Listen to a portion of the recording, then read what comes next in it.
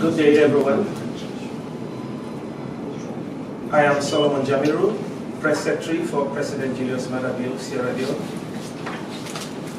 I know we're supposed to have a press conference, which understandably was cancelled at the last minute because His Excellency the President had other prior arrangements. And I thought, as press officer, I am a colleague, I am a brother to all of you, and I thought it was important, out of courtesy, out of respect, to come and speak to you about His Excellency the President, about what we're doing in Sierra Leone, and maybe lay a foundation for friendship, for solidarity with you, not just within the context of media relations, but also within the context of being brothers and sisters on the African continent. As a prelude to the 9th edition of the Rebranding Africa Forum, His Excellency the President met with ambassadors from the Organization of African, Caribbean and Pacific States yesterday, and he spoke to them about the critical need to maintain South-South cooperation, North-South cooperation, and triangular cooperation, and also looking forward to the critical signing of the agreement in Samoa, which will usher in and strengthen the relationship and partnership between Africa, Caribbean, Pacific, and the European Union. Just a word or two about my president and his vision. So President Julius Maada Bio is leading Sierra Leone for the 3rd time. First, as a young officer at the age of 29 years. Notwithstanding the many attractions that come with power, he handed over power to the civilian administration, and he left and he studied abroad. At that time, Sierra Leone had a 10-year civil war, and he was the one who initiated peace and brought the warlord out of the bush to come and negotiate on the table. So he initiated the peace process, he led the transition successfully, he left, he studied abroad. 2018, he was elected again by the people of Sierra Leone. He was elected on the basis of the manifesto that he put out, and he prioritized human capital development. He was elected in 2018, and once he was elected in 2018, his flagship program for Sierra Leone was human capital development. Under human capital development for the last 5 years, one of the gains we made as a country was that today, if you look at Sierra Leone, the rate at which the girls pass primary and secondary education has surpassed our peers in the sub-region. As the government, we allocated 22% of our national budget to education. And today, he is declared champion for foundational learning, and he has earned this respect globally. But in 2023, following the June 24 elections, he was re-elected by the people of Sierra Leone. And for this 2nd term, President Bio has 5 key priorities. The first is food security, essentially to reduce importation of food, increase export of cash crops, generate jobs, and reduce hunger and malnutrition. The second is human capital development, because we want to make sure that our citizens get the necessary tools, knowledge, and skills required to function in the 21st century. The third is youth empowerment, and our government would want to create about 500,000 jobs in 5 years. The fourth is public service transformation, because no matter how brilliant your ideas are as a political leader, if you don't have the civil service, with the knowledge, with the mindset, with the attitude to align, you are bound to be undermined. And the fifth is technology and infrastructure. And we know how these two intersect. So for us, we believe those are very pivotal for the important uptake in economic development. With those few words, ladies and gentlemen, I think it was also important for me to lay the foundation and to note that His Excellency the President has honored the invitation of the organizers to be here for the 9th edition of the Rebranding Africa Forum. And I take the opportunity to extend this invitation to all of you to find time to come to Sierra Leone, be a part of what we do, and let's build friendship and relationship. I know some of my friends, some of my colleagues will wish to ask some questions, and I am so pleased to provide responses to those questions, if you may. Je vais lancer, Mr. Secretary. Sierra Leone has been elected as a non-permanent member of the United Nations Security Council.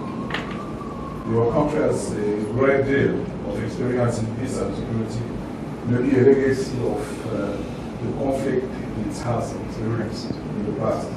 In this respect, what has been Sierra Leone's contribution so far to the resolution of conflict in the Sahel region, for example, and in other regions where there are conflicts on the African soil, Ethiopia, Sudan, Libya, and Eastern Congo? Thank you very much. So you just reminded me of a young lawyer called Achato Derrick. He left Cameroon, went to Sierra Leone, studied law, and he did his pupillage in my law firm. So once you said Cameroon, I just recalled Derrick. So an important question that you have asked. Yes, Sierra Leone has gone back to the United Nations Security Council after over 50 years. And President Julius Maada would want to lend his own unique experience and perspective within the context of resolving conflicts, not just in Sahel, but in other parts of the world. At the 78th United Nations General Assembly, when he spoke on behalf of G7 plus nations, he made three key propositions. One, he said we must address conflicts anywhere they take place in the world. Second, we must have resilience. And third, there has to be collaboration on multilateralism. So resolving conflicts anywhere in the world is very pivotal. And during our tenure in the United Nations Security Council in a non-permanent category, that was essentially the mission. Specifically on Sahel, Sahel poses fundamental challenges. And two important ones are the rising terrorism, as we know, but also the threat to constitutionalism. I am sure by the time the African Union was meeting last year, Africa had already had like 5 coups. So we see the wave of attacks on constitutionalism, but we are also threatened and undermined by terrorism. I recall when I was Deputy Minister of Foreign Affairs, we had an extraordinary summit just to talk about terrorism. So those are two profound threats. During Sierra Leone's tenure on the United Nations Security Council non-permanent category, President Julius Maada would lend that unique perspective. As a matter of fact, he has already started engaging at the sub-regional level. He has traveled to Guinea, he's also traveled to Mali, and he will be traveling to other parts, and he noted that yesterday. So essentially those engagements are to promote peace, security, dialogue, but also in the process to share with some of these countries and other parts of the world that are embroiled in conflict our experience during the 10-year civil war and the horrors of war that we experienced. How we are able to emerge from the conflicts. In my introductory remark, I said he was first head of state at 29. He initiated a peace process. He sat on the table with the warlord when a lot of the citizens were saying we should not do that.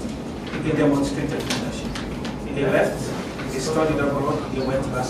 But also, Sierra Leone is a very strong model when we talk about transitional justice, because you know that we had a special court which tried war crimes, crimes against humanity, and all of that. And then we have a Sierra Leonean now as one of the judges at the International Criminal Court. So Sierra Leone has a legacy. At the United Nations General Assembly, the International Criminal Court prosecutor, Karim Khan, chose to meet with His Excellency the President because he said he recognizes Sierra Leone's leadership, not just on transitional justice, but also as a country that is fostering peace and security. We are the third most peaceful country in Africa and the 47th most peaceful country in the world. So there are things that we want to share. We also have religious tolerance. Our president is a Christian, but the wife is a Muslim.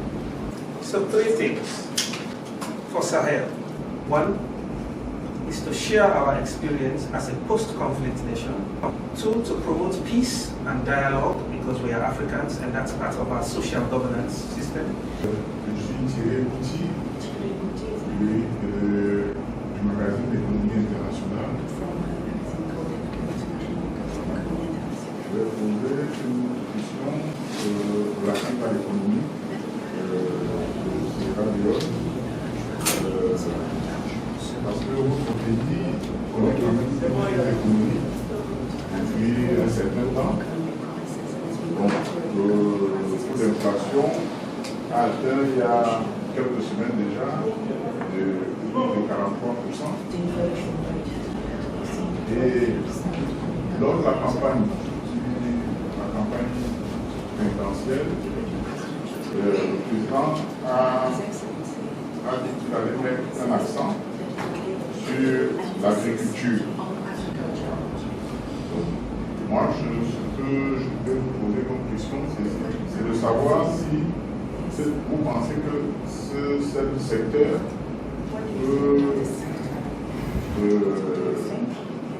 peut réussir à inverser la tendance. Voilà, pour remettre le pays sur les rails. Il ne faut pas diversifier.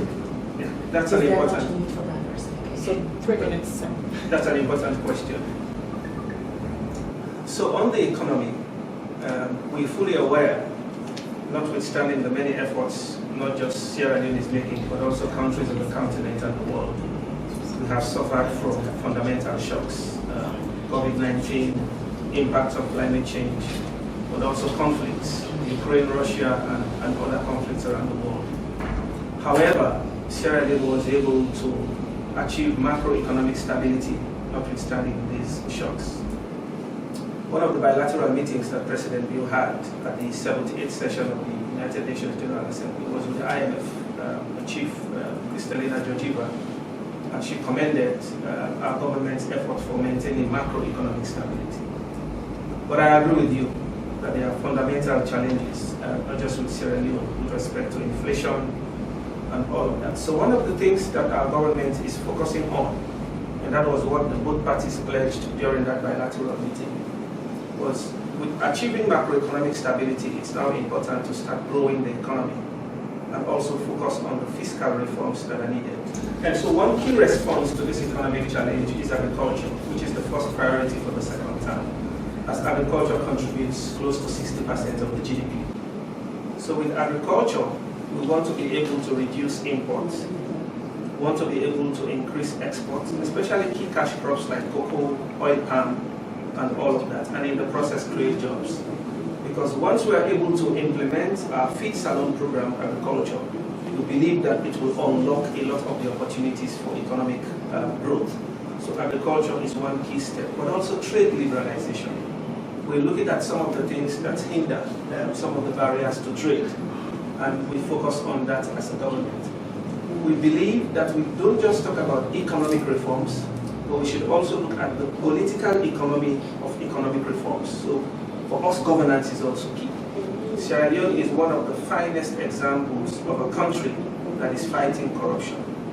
When President came in 2018, our scorecard was around 46%. Today in the Millennium Challenge Corporation, it's around 82%. So it shows for us, we take the political economy and good governance as a major fundamental for economic reform. So yes, we'll pursue those economic reforms that are needed to be able to, now with restoring macroeconomic stability, but also to be able to grow the economy and agriculture and economic diversification, looking at marine resources, looking at tourism and other sectors to be able to unlock our economic potentials. Africa 24 TV Media.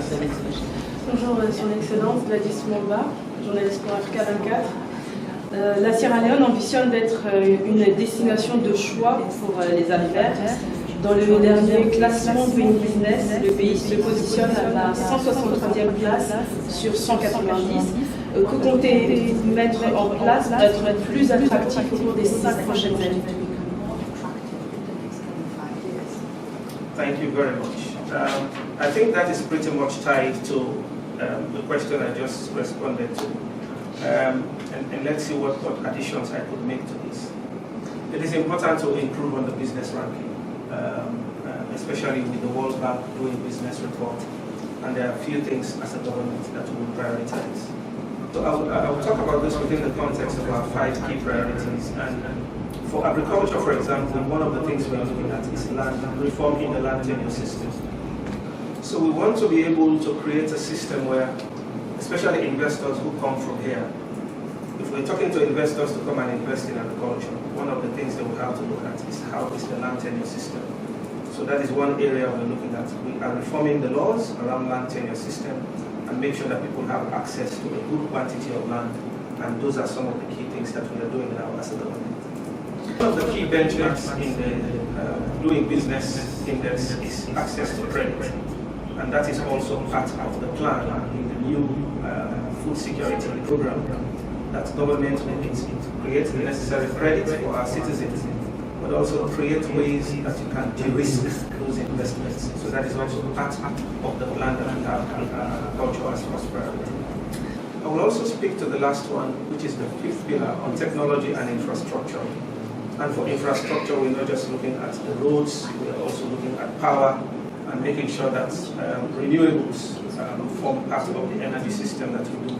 Because when our people have access to energy, and when investors and businesses have access to energy, that also will be a good thing to boost economic development. So one of the things we are looking at as a matter of reform is to look at infrastructural reform, including electricity, telecoms reform, but also looking at tax incentives for our investors. Yesterday you listened to Simon, who is the group president that also holds Vista Bank, and you heard his testimony and how as a government we have been able to support his business, to stabilize, and also Marampamites. So there are testimonies on the ground. There are businesses that have come from abroad to Sierra Leone, and they have testimonies of how the government has created the enabling environment. We are not there yet perfectly, but the President is very committed to creating the necessary enabling environment for businesses to invest. And he has said to businesses, don't just look at the risks and miss out on the opportunities. If you want to invest in Sierra Leone, come. The President says, I am committed. Our President chairs the National Investment Board at the highest level. So any investor who has any skepticism or pessimism, President Bio says, come, and as a government we will support you to get off ground and stabilize. We have a one-stop business registration center. We have a fast-track commercial court. Many more reforms will follow. Any further questions? D'autres questions?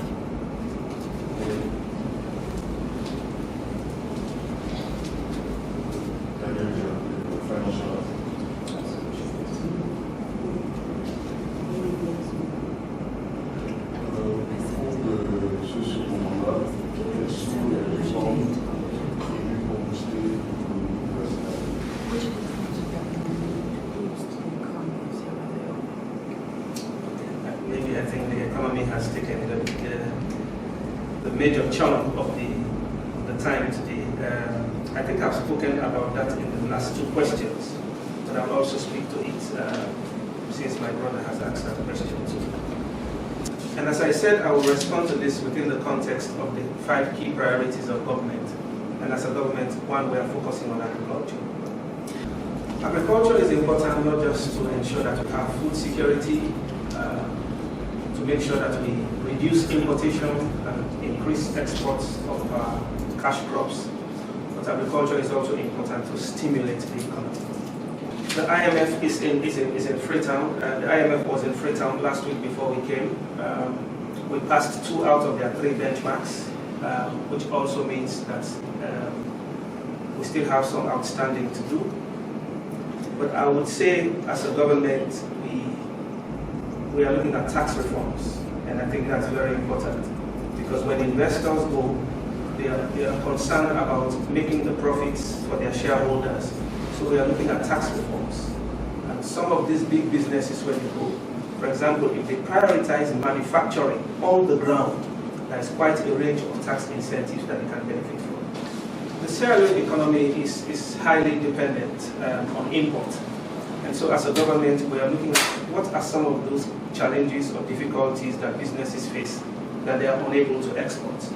Unless we prioritize exports, we will not be able to generate the necessary foreign exchange that we need.